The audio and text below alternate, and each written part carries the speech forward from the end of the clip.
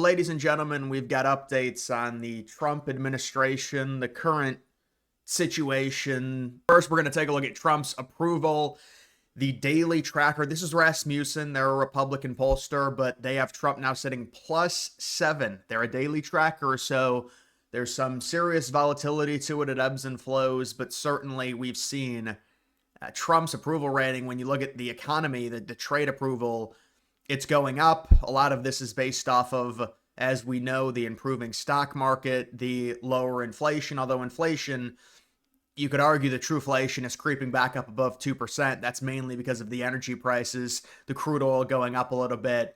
Overall inflation, I would still say we're probably going to get a very good reading on the 10th when we get an update on the core inflation, which is what the Fed looks at. So right now, Trump's approval rating is going up. A lot of this is to be determined. The situations that we're going to talk about pertaining the situation in Eastern Europe as well as the Middle East. But you can see Trump's net approval on trade has gone up. And there was a reporter today I saw that asked Trump a question on, it was worded like, oh, people say you chicken out on tariffs. That's what that was the question that a reporter asked Trump in the Oval Office. It's like, it's just insanely disrespectful. He chickens out. Well, no, it's called, number one, it was reported because I had told people, I said, listen, when Trump came out with the threat against the EU to tariff them starting June 1st at a 50% rate, I said, no, it's not real. Trump just has to do it. Well, it came out that the EU, because they have so much TDS, they weren't even communicating or negotiating with Trump. So the administration's like, you're going to have to do something. They're not even talking to us. They won't give up. There's no coming to an agreement. There's no negotiation involving their VATs, the currency devaluation, none of it. So Trump's like, all right, I'll make a statement. So that's just how ridiculous it is, to where Trump has to threaten tariffs to get his way in certain scenarios. And he understands that if you look at the United States, and I'm not saying the tariffs are going to get us out of debt, certainly the big, beautiful bill, you could argue one of the problems with it, even though I agree with the Golden Dome, that's around 25 billion. One of the problems with it is an increase of 150 billion on the military. I mean, it's, with our current debt, it's hard to stomach something like that. But the thing is Trump originally was going to, and this can never really happen, and this is honestly a good illustration of why the tariffs can never fully be implemented, because it's just such a reactionary country, and it matters for this administration because you're judged extremely quickly. It's not like Trump can govern for 4 years without having to face any backlash in terms of elections. There's midterms in 2 years and a year and a half. And if the Democrats win the House by a decent margin, there's going to be inquiries for impeachment against Trump, and you're going to have to deal with that. And that's going to be part of the administration. They're going to have to be mired. And I mean, the Senate certainly will be controlled by Republicans, so there's not going to be any problem with actual impeachment. But they're going to do the same thing they did in 2019. And so that's the issue. You're talking about implementing these long-term tariffs to try and rebalance trade. And it's not even about rebalancing trade with countries. It's about domestic production within the United States. You know, we live in the capitalist society.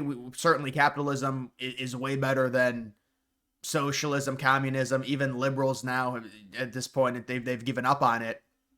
Only the younger, naive ones still try and argue for socialism or communism. But most of them say, no, capitalism, it has its issues. And of course, any economic system is going to have problems. There's always drawbacks. That's what economics is. There's a plus, there's a pro and a con to everything you do. But one of the cons is you've got a lot of companies in the United States saying, hey, you know what? We can produce things cheaper overseas and we're going to have bigger margins. And so you try and correct that by implementing a tariff. People get mad because short term, it potentially drives certain prices up. And I mean, there was no way you could keep it'd be very hard to keep all of the tariffs that Trump had on after Liberation Day without immediate trade deals. And I don't think they could work out immediate trade deals because these things are extensive and they take a while to negotiate. That's why Trump put the 90-day window on. But if you had a 5-year period, you could potentially do something like that where there would be a little bit of a downturn. I mean, just based off of our debt situation, I don't know the extent of revenue the United States could have brought in off of the Trump tariffs. Maybe it would have been 700 or 800 billion.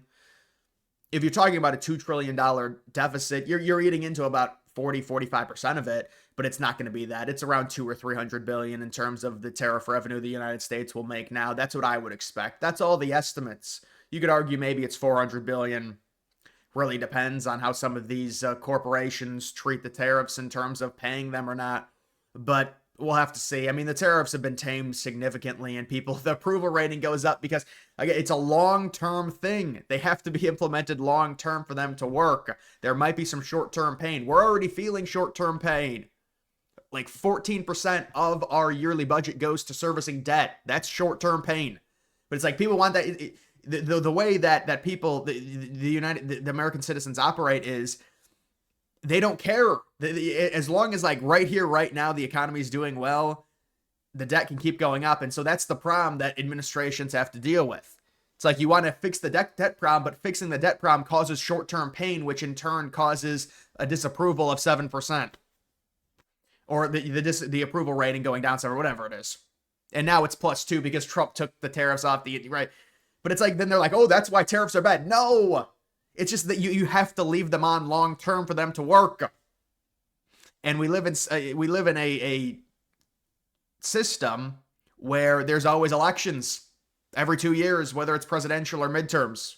There's big elections that can redefine control within Congress and obviously within the presidency. We've got Elon Musk saying that he was disappointed to see the massive spending bill, which increases the budget deficit, not just decreases it, but undermines the work that the Doge team is doing. So yeah, there's a lot of people, a lot of Republicans within the Senate that are not happy with this new big, beautiful bill, saying it's going to increase. And it is very tough to stomach. The problem is, you know, the path that we're headed on, Trump can do this and get away with it for sure. And the United States could get away with this for 10, 20 years. The problem necessarily is not the debt, it's the deficit, because the deficit of 2 trillion, whatever it is, 2.3 trillion, some people say it's 1.9 trillion, whatever the total deficit is right now. And so the problem is the interest payments on servicing the debt. That's the problem. And if that becomes like a fourth of our overall yearly budget, I mean, it's not sustainable. It's just not. It's a debt spiral waiting to happen. So at a certain point, but there's a runway to be able to have this. But I agree. I think it's not good. And this is not what I would do. But look, this is just how politics is. There's a lot of great things coming from this with the tax cuts and a lot of stuff. A lot of little details that are great about this bill. The remittance, they're not even talking about that. That's 5%. Trump should up that even more. It's just they're going to ump it, I think, hopefully in future bills, but it's 5% right now. Remittance tax, and there's other taxes as well that are being placed on. And they're even doing things against billionaire NFL owners that I saw that they're not happy about, to where they're not allowing them loopholes that's going to save or that's going to generate revenue for the United States government.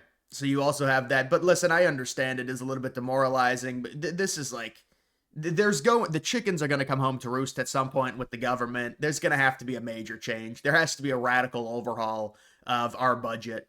And really, there's a combination of things. The easiest thing you could do is a combination of Democrat policies and Republican policies. Republicans you'd want to cut a lot of the bloat out of the entitlements and Social Security. The Democrats and Republicans know it has to be restructured. What it really should be is it should be a pay as you go, like your money follows you. So we want to give people, in terms of when they retire, we want to give them something. So instead of us taxing you and taking, I mean, we take 6% from people in Social Security tax. We're losing money on that. So we're generating money, like 1.2 trillion. We pay out 1.3 now because there's too many retirees. There's not enough workers. We're paying $100 billion in Social Security because there's not enough workers to cover it, to generate revenue for us to pay the retirees. We just need to be done with Social Security. But like, that's the thing is, we generate all this money from, so we pay $100 billion. That's what it is.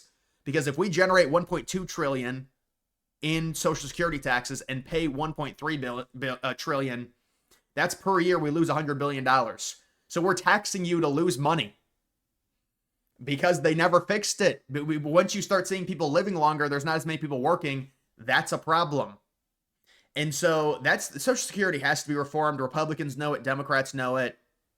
And at some point it's going to, maybe in like 2028, maybe that'll be a big part of that election. But yeah, the entitlements, they've got to be completely restructured. They say there's around 2 or 300 billion dollars in debt in Medicare. They haven't even touched Medicare, by the way. The privatized insurance. Oh, I mean, when you've got a for-profit system like that, it's an issue, and there's a ton of exploitation. I mean, any of the health insurance numbers are just there is a lot of false info when it comes to. I mean, we do offer really good healthcare in the United States. You just have to have benefits to get it, or you have to have money. Which I'm not saying that that's the perfect structure, but it's not like Canada to where you have to wait this entire time and stuff, and that's why universal would never work because it's like a form of socialism. It just makes everything worse. But look, I understand what Musk is saying here, and it is look, it's whatever. I don't know what to tell him. This is just how the government is. They always spend more money. Actually, I would blame the Biden administration. They could have really reset things and rebalanced it, but they went complete balls to the walls and spent way too much. And it's the Fed also, they had a complete clean slate. Think about that. And I know they were under pressure to get things going and to print money because there needed to be an infusion because nobody was working. But when you've got zero inflation and 0% interest rates, you kind of have a total reset, and then they go crazy, and it gets so bad to now we're even in a worse position before COVID. We're in a worse position now because they kept the interest rates down for too long. Now we finally have inflation down, and they won't lower the interest rates.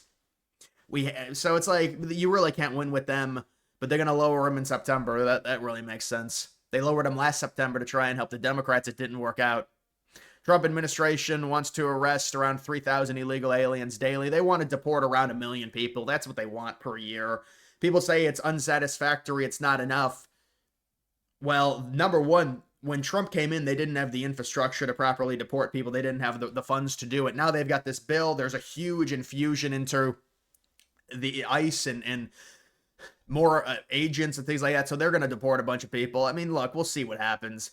People are angry. They want more people. They want more. This has to be a major initiative. I agree for the administration. You've got to at least deport 1 million a year. I don't know if they can do that, though. They're talking about 3,000. Remember, they were reporting numbers. They were around 1,200. They were bragging about it per day. Now they're saying 3,000. That's because of the bump with this bill. There's a lot more invested into the deportation efforts. So we'll see if this does anything. And it does become a problem when we get closer to midterms, but you have runway. You have political runway probably within the next 8-9 months before you really have to worry about the midterm reaction of it, of all the deportations, because it could be seen as a negative depending on how it's portrayed. It's going to be portrayed very negatively by liberals in the media, but who cares at this point with the amount of people that are in this country illegally? Nobody can tell me the exact number. So is it 10, 15, 20, 25? I mean, it's insane. It's insane that but nothing happens to the Biden administration for letting all these people in, but Trump tries to deport them and suddenly it's a due process issue. Okay. Yeah, that's great. That sounds like an amazing system. We've got nuclear armed Russia, North Korea, and China have condemned Trump's space Golden Dome. Yeah, they're not too happy about it. This is an amazing thing by Trump. This will be a huge win for Trump if he can implement this. He wants it implemented and online within 3 years, he said. The Golden Dome. Great idea. And it's so obvious, too. We need something upgraded. We need an upgrade. We need a better, more aggressive NORAD in case things go real haywire. Now we have a proper defense system that we've invested into. And he said, you know what? Well, he said yesterday, we're going to also offer it to the Canadians if they want to join, and that's a joke. He doesn't want to actually annex Canada. Alberta, yes, maybe the territories, but not Canada, not all of it. It wouldn't make sense.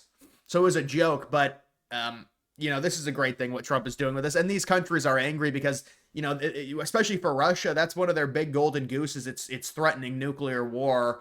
That's why NATO has stayed away in terms of direct troop involvement with Russia with this war in terms of Ukraine. But I mean, this is another big problem with NATO. I mean, could you imagine if there was no real crazy nuclear threat? The United States would be dragged into a war in Eastern Europe. This is why NATO in the 21st century does not make a ton of sense for the United States, because you have all of these. It's just geographically, we're so different. So what is the purpose of this? And look, I like the European countries. I think they can come back and turn more right. People overestimate how many the immigration they've received. I mean, Germany is like 85% white still. It's not as crazy as people say. They fearmonger it. But I'm not saying they're not crazy liberal. They are, but maybe they're reining it in now. And that's why you're seeing even liberals and the government say we need to stop the immigration there. But so I don't hate the European countries, but the problem is they've all turned heavily globalist. And they've got the EU now outside of the UK, and they hate Trump and they hate any conservatives in the United States, and so it's a problem. But it's like we would really be lumped into a war in Eastern Europe because of all these European countries that are scared of Russia. We're not scared of Russia. Russia's more scared of the Atlantic Ocean than they are invading the United States. I mean, like, they're more scared of the Bering Strait than you want to invade all of Alaska. This is just ridiculous. We're not worried about Russia. So, but this is why Russia's angry about the Golden Dome. They're like, oh man, they're going to start shooting down our nukes. Now we can't even threaten nukes against the United States. This is going to be a problem for us. So they're not happy.